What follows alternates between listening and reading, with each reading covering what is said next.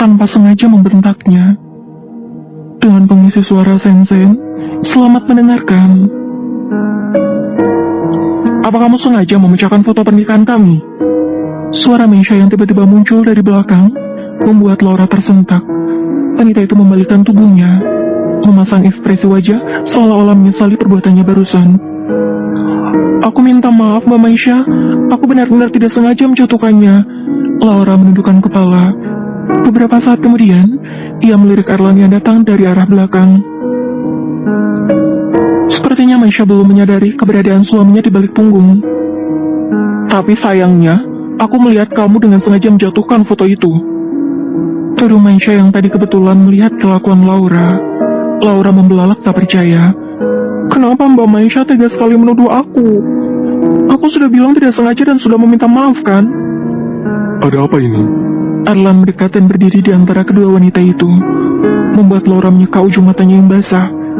"Aku tidak sengaja menjatuhkan fotonya, tapi Mbak Meisha mengira aku sengaja. Aku benar-benar minta maaf, Mas." Arlan melirik Meisha. Ayolah Meisha, Laura tidak sengaja melakukannya. Sepasang mata Meisha terpejam, demi menekan amarah agar tak meledak. Tangannya terkepal di balik punggung. Lagi-lagi ia harus mengalah. Padahal jelas-jelas ia melihat sendiri Laura sengaja menjatuhkan foto itu.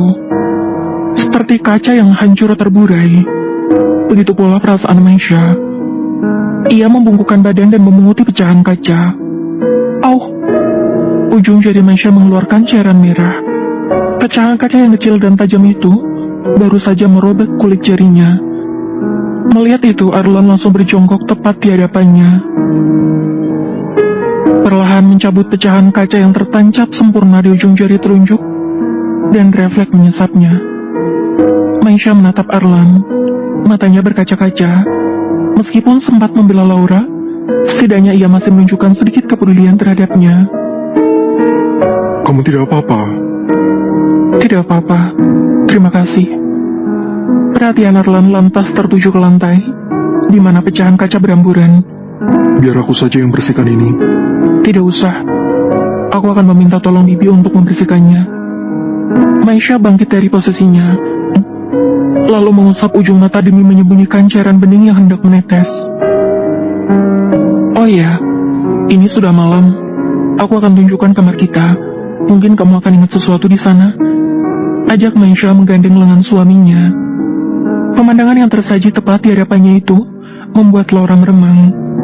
Ia panik. Sepenuh hati tak rela jika Arlan harus berada satu kamar dengan Meisha. Wanita itu pun mengasah otak demi mencari cara untuk mempertahankan Arlan di sisinya. "Lalu aku bagaimana?" potong Laura cepat. "Tenang saja. Tadi sebelum pulang aku sudah meminta Bibi menyiapkan kamar untuk kamu di sana." Meisha menunjuk sebuah kamar yang cukup berjarak dari kamarnya. Laura menggigiti kukunya yang lentik. Tatapannya tertuju pada Meisha dan Arlan yang hendak menuju kamar mereka. "Au, perutku sakit sekali," keluh wanita itu sambil meraba perut.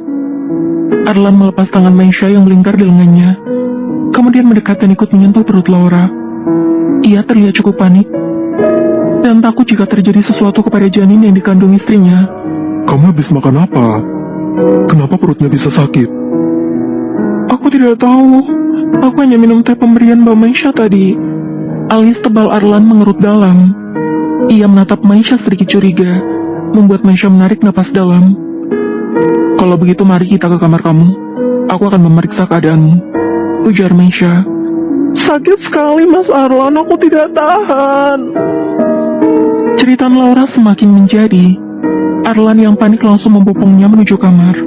Sementara Meisha mengikuti dari belakang dengan memendam perasaan terluka. Begitu Laura sudah terbaring di ranjang, Meisha membantu menyibak pakaian hingga batas dada, lalu mulai meraba perut wanita itu.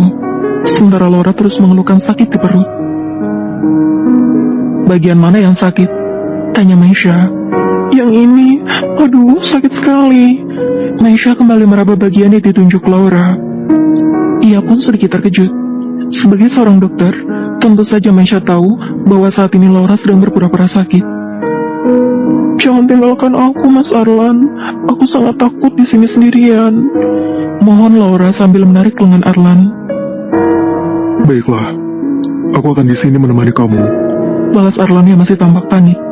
Rasanya Maisha benar-benar ingin menjambak rambut seratu drama itu. Tetapi sebisa mungkin ia tahan. Maisha tidak ingin menambah masalah dan membuat suaminya tidak betah di rumah mereka. Laura tidak apa-apa, Mas. Detik itu juga tatapan menghujam diarahkan Arlan kepada istrinya itu. Maisha dapat melihat keraguan bercampur amarah di sana. Bagaimana kamu bisa berkata dia tidak apa-apa, sementara dia sedang kesakitan seperti ini?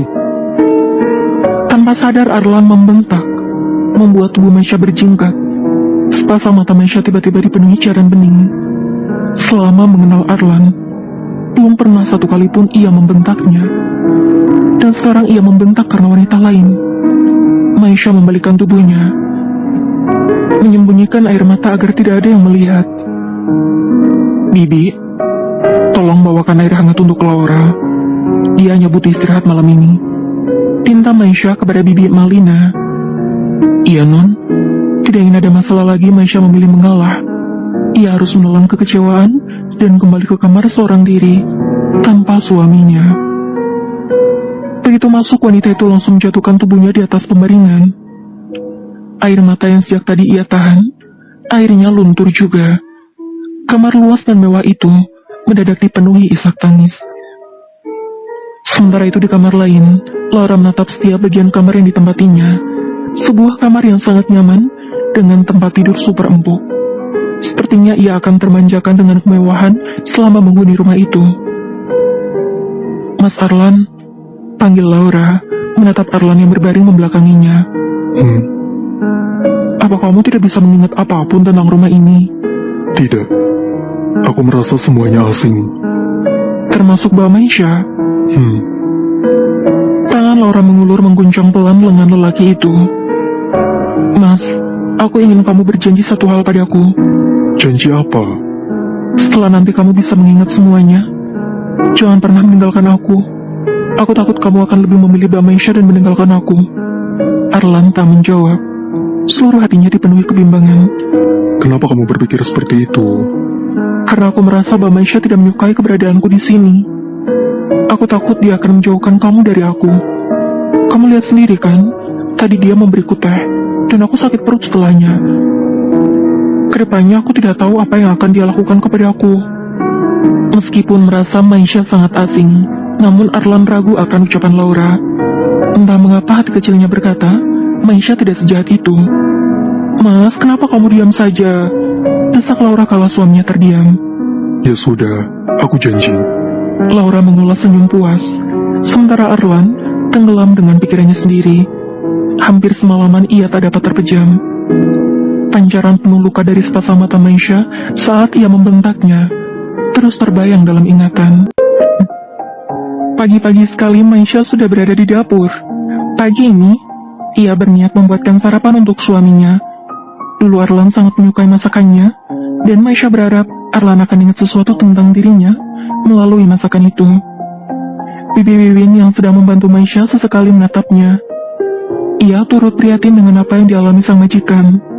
Bibi Wiwin sendiri sudah lama mengabdikan diri pada keluarga Hadi Kusuma, sehingga ia tahu seluk-beluk kehidupan majikannya itu. Non Maisha, jangan terlalu sabar-sabar sama kelakuan Non Laura, ucap wanita itu. Kenapa, Bi? Bibi lihat Non Laura itu mau menang sendiri. Non Maisha jangan mau mengalah terus. Bibi Wiwin sangat geram dengan ulah Laura semalam, yang seolah ingin menguasai Arlan seorang diri. Bahkan ia tak memberi kesempatan bagi Maisha untuk dekat dengan suaminya. Padahal Non Maisha kan istri pertama. Lagi pula Dan Arlan menikah dengan Non Laura karena amnesia dan tidak ingat kalau sudah menikah dengan Non Maisha. Tidak apa-apa, Bi, biarkan saja. Saya tidak mau nanti Mas Arlan tidak betah tinggal di sini. Tapi kasihan Non Maisha kalau seperti ini terus. Bibi Wiwin dapat melihat kelopak mata sang majikan yang bengkak, menandai Maisha habis menangis dalam waktu yang lama. Saya masih sanggup, Bi. Anggap saja ini ujian. Kalau bapak sama ibu tahu, pasti mereka kecewa. Maisha mengembuskan napas panjang. Ia sendiri belum berani memberitahu kepada keluarga besarnya perihal Arlan yang sudah kembali. Tetapi dalam keadaan amnesia dan telah menikah lagi, jika kedua orang tua dan saudara-saudaranya tahu, mereka mungkin akan sedih dan kecewa sama seperti dirinya. Selamat pagi, Mbak Maisha. Sapaan penuh semangat itu sejenak mengalihkan perhatian Maisha. Tampak Laura Easy Cash.